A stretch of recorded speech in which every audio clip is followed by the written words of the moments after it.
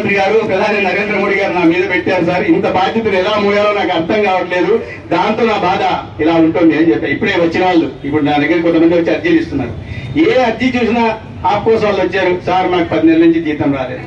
ఇప్పుడే కొంతమంది అమ్మాయిలు వచ్చారు సిహెచ్ఓలు, సార్ మాకు 9 నెలల నుంచి జీతం రాలేదు. కొంతమంది దాంట్లో ఏఎన్ఎంలు కలిశారు, సార్ మాకు 8 నెలల నుంచి జీతం రాలేదు.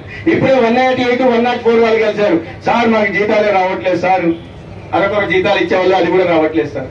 అంటే ఈ ఆరోగ్య శాఖ ఇప్పుడు ఎలా ఉందంటే 10 నెలల నుంచి 1 సంవత్సరం నుంచి జీతాలు కూడా ఇవ్వలేకుండా గత ప్రభుత్వం ఉండింది. ఇప్పుడు ఆ జీతాలు ఇవ్వాల్సిన బాధ్యత మా మీద పడింది. ఇవన్నీ కాకుండా హాస్పిటల్లో మెరుగైన మౌలిక సదుపాయాల కల్పన జరగడం కానీ, డయాగ్నోస్టిక్ ఎక్విప్మెంట్ తెప్పించడం కానీ, ఆసుపత్రుల్లో ఒక దేవాలయంగా నిర్మించాల్సిన గురుతర బాధ్యతను ప్రజలు మా మీద మోపారు.